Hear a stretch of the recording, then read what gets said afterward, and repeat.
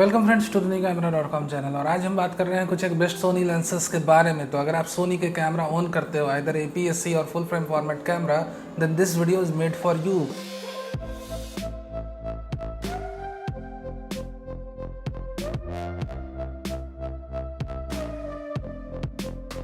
अब पहले हम सेक्शन में बात करेंगे APS-C मिररलेस कैमरों की और दूसरे सेक्शन में फुल फ्रेम मिररलेस कैमरों की, और इन दोनों की टाइमलाइन में मेंशन कर दूंगा। तो अगर आप जंप करना चाहते हो, if you are a full frame owner, then you can jump on that section. अब चलिए यहाँ पर हम कंटेंट की तरफ रुक करते हैं। और बिफोर दैट एज यूजुअल, अगर आप नए हो, do consider subscribing to our channel, be a part of the camera.com family, and don't forget to like this video. Now moving on to the content. यहाँ पर APS-C मिररलेस कैमरा के अगर आप owner हो, either any of the APS-C mirrorless camera ranging from A6000 to A6100 camera, A640 camera, A6600 camera और the upcoming ZV-10 camera, whatever. So यहाँ पर आपके पास कोई भी सोनी का APS-C मिररलेस कैमरा है, then for that I am going to recommend you some of the best lenses available in the market. तो चलिए यहाँ पर शुरू करते हैं। सबसे पहले सिग्मा की ट्रायो लेंस से। ट्रायो लेंस यानी कि सबसे पहले हम 16 mm से शुरू करते हैं, 16 mm f1.4।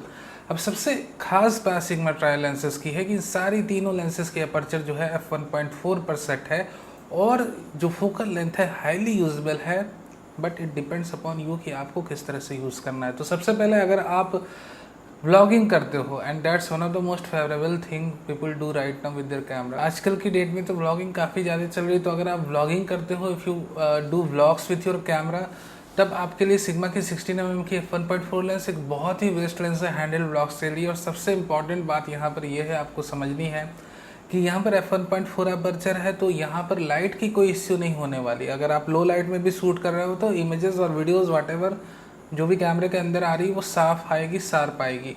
तो चलिए, ये हो गई अल्ट्रा वाइड एंगल की recommendation. Moving on to the 30 mm f1.4।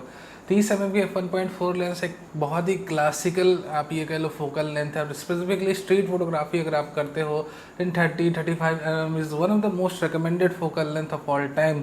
So of course 30 mm के f1.4 लेंस किन्हें लेना चाहिए? Just like if you want to create YouTube videos like I am creating right now in your room office, जहाँ पर आपको office में और rooms में बैठकर वीडियोस बनाने हैं, then the 30 mm f1.4 lens is highly recommended for you. Some people will say कि भाई आप 56 mm की लेंस क्यों नहीं रिकमेंड कर रहे हो ऑफिस और रूम ब्लॉग्स के लिए? The simple reason is you know कि यहाँ पर 56 mm की लेंस आप तभी यूज़ करना कि जब आपकी वर्किंग स्पेस बहुत ज़्यादा बहुत अच्छी हो। If you are shooting your videos in room, big room और hall, then you should buy the 56 mm lens, क्योंकि 56 mm लेंस को एक काफ़ी अच्छी वर्किंग डिस्टेंस चाहिए अपने सब्जेक्ट से। It's only recommended for professional photography purpose until unless you have very big space to work with it. So now back to the 30 mm lens. 30 mm f1.4 lens अगर आप office room से videos बना रहे हो, you should bye it. Other than that, इसकी uses क्या है office और रूम वीडियोस की? अगर आपको ऑफकोर्स अपनी फैमिली फ्रेंड्स की पोर्ट्रेट शूट करनी है, घर में आपके पास कोई डेडिकेटेड स्टूडियो नहीं है, और आप ज़्यादातर पोर्ट्रेट्स जो है बाहर नहीं खींचते, आउटडोर्स नहीं लेते हो, want to take most of the portraits in home और योर फ्रेंड होम और वट एवर द लोकेशन, आप ऐसी लोकेशन में शूट कर रहे हो जहाँ पर बहुत स्पेस आपको अवेलेबल नहीं है, you are in limited space, then the best lens is 30 mm f1.4। तो मेरी रिकमेंडेशन है कि जो सबसे मोस्ट यूजेबल फोकल लेंथ है इन ट्रायो लेंसेज की, वो तो 30 mm की है, जनरल पर्पस यूज़ के लिए, जनरल पर्पस फोटोग्राफी के लिए, जनरल पर्पस वीडियो ब्लॉगिंग के लिए। Other than that, as I have said कि अगर आपको हैंड हेल्ड ब्लॉग्स बना रहे हैं, then 16 mm is best for you. अब हम बात करते हैं टैमरॉन की उन दो जूम लेंसेज की जो ऑफकोर्स आपको खरीदने चाहिए। सबसे पहली लेंस 17 से 70 यानी 70 to 70 mm f2.8 लेंस, ये काफ़ी अच्छी लेंस है, constant aperture based zoom lens है। इस लेंस के आने के पहले मैं कईयों को रिकमेंड कर रहा था, आप सोनी की वीडियो वाली लेंस लो, f4 कांस्टेंट अपर्चर वाली। Of course it also has power zoom button and what ever OIS। तो यहाँ पर अब इस लेंस के आने के बाद मैंने अपनी रिकमेंडेशन चेंज कर ली है, और कहीं ना कहीं आप पुरानी वेबसाइट्स पढ़ रहे हो, पुराने वीडियोस देख रहे हो, तो आप भी चेंज कर लो अपनी जो चॉइस है, क्योंकि 70 to 70 mm lens is more usable. Reason number 1 कि इसमें f2.8 अपर्चर है कांस्टेंट, तो लो लाइट में भी इससे बहुत अच्छी आपकी इमेजेस और वीडियोस दोनों आएगी। 17 से 70 mm है तो फोटोग्राफर्स के लिए भी ये हेवन है, जन्नत है, क्योंकि भाई इससे ज़्यादा तो फोकल लेंथ हमें चाहिए नहीं, हमारी 90% शूटिंग तो हो जाएगी इससे। सो जनरल पर्पस फोटोग्राफी के लिए इससे उम्दा लेंस है नहीं APS-C मिररलेस कैमरे में।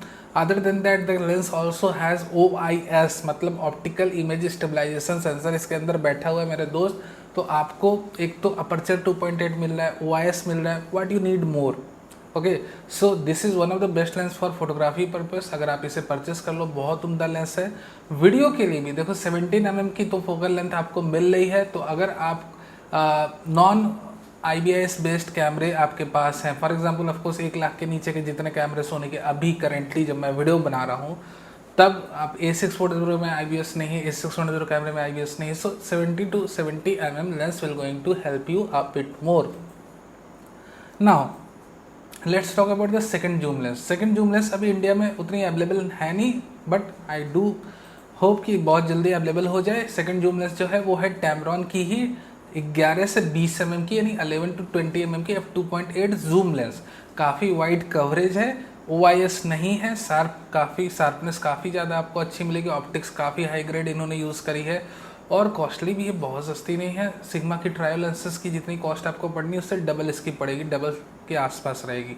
सो let me tell you one thing very clearly कि अगर आपके पास A6600 कैमरा है या उसके जैसा कोई कैमरा है जिसके अंदर IBIS, I am talking about the JV-E10, अगर वो आ जाता है, तो अगर आपके पास IBIS यूनिट वाला कैमरा है, then this is one of the best lens for blogging purpose, क्योंकि 11 से 20 mm की कवरेज मिलेगी। OIS नहीं है तब भी काम चलेगा, क्योंकि भैया IBS वाले कैमरे के साथ अगर आप इसे यूज़ करते हो तब कोई इश्यूज़ नहीं आने वाले। Other than that if you don't have IBS based camera और आपको इतने पैसे खर्च नहीं करने हैं स्पेसिफिकली हैंडहेल्ड ब्लॉगिंग के लिए, then the 16 mm Sigma f1.4 is highly recommended for you.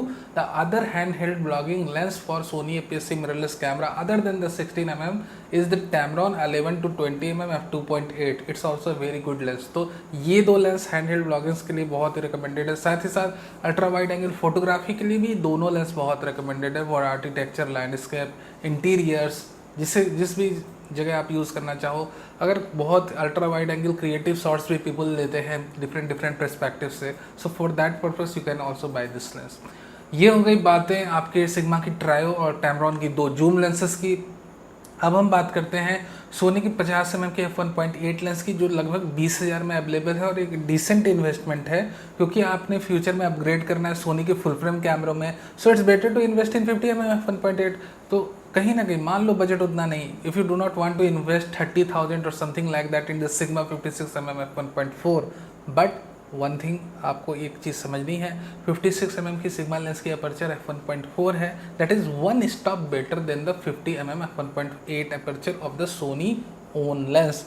साथ ही साथ अगर आपको ये कन्फ्यूजन लग रहा है कि भैया APS-C की फोकल लेंथ हमको 56 mm की मिल जाएगी और वहाँ पे हमें फुल फ्रेम की 50 mm की फोकल लेंथ मिल रही है, यानी कि 50 mm की फुल फ्रेम लेंस में क्रॉप रहेगा ये 1.5x 5x का और 56 mm में नहीं रहेगा, तो ऐसी बातें नहीं है, फोकल लेंथ सेम रहती है। APS-C लेंसेज में बस ये होता है कि कंपनियां ऑप्टिक्स थोड़ा छोटा यूज़ करती हैं पैसे बचाने के लिए, इसलिए थोड़े अफोर्डेबल में आपको मिल जाती है, but the focal length remains constant. अगर आप APS-C की लेंस लो, फुल फ्रेम की लो, तो यहाँ पर बातें ये है कि अगर आप 56 mm की सिग्मा की APS-C सेंसर के लिए जो लेंस बनी है वो लेते हो तो उसमें भी क्रॉप फैक्टर अप्लाई होगी, बट हाँ, और फुल फ्रेम की 50 mm की लेंस लेते हो तो उसमें भी क्रॉप फैक्टर अप्लाई होगी, क्योंकि फोकल लेंथ कांस्टेंट रहती है, कोई भी लेंस ले लो। सो ये चीज़ें आपको समझनी है। अगर आपको थोड़ा पैसा बचाना है, बैक टू द गाइड, पैसे बचाने हैं, then of course you should buy the 50 mm f1.8 Sony lens for portrait photography purpose. Full frame के मामले में देखो, यहाँ पर मैं कोई बहुत हाई फाई रिकमेंडेशन में नहीं जाने वाला, मैं उन्हीं चुनिंदा लेंसेज के बारे में यहाँ पर बातें करूँगा जो कहीं ना कहीं एक बजट में अवेलेबल हैं, यूजेबल हैं। और अगर बजट की कोई इश्यू नहीं है तो फिर आप जी मास्टर लेंसेज ले लो आराम से, कोई इश्यू नहीं मेरे दोस्त। सिग्मा की 8 सीरीज़ की लेंसेज ले लो, बट बजट एक इश्यू है, यानी कि लेंसेज में आप 60-70 हज़ार 80 हज़ार तक खर्च कर सकते हो, उससे ज़्यादा नहीं। Then this guide is made for you. Now moving on to the lens recommendation. यहाँ पर मैं बहुत लेंसेज के नाम लेकर आपको कन्फ्यूज़ नहीं करने वाला, और साथ ही साथ आप बहुत सारी लेंसेज का नाम कमेंट बॉक्स में लेकर मुझे कंफ्यूज नहीं करना कि सर आपने इस लेंस का नाम क्यों नहीं लिया, क्योंकि यहाँ पर मैं बहुत ही क्लियरली आपको बता दूँ कि मैं सिर्फ हाई ग्रेड ऑप्टिक्स, यानी कि जिससे अच्छी आउटपुट मिलेगी और जो बजट में, बस मैं उन्हीं लेंस का नाम यहाँ पर लेने वाला हूँ।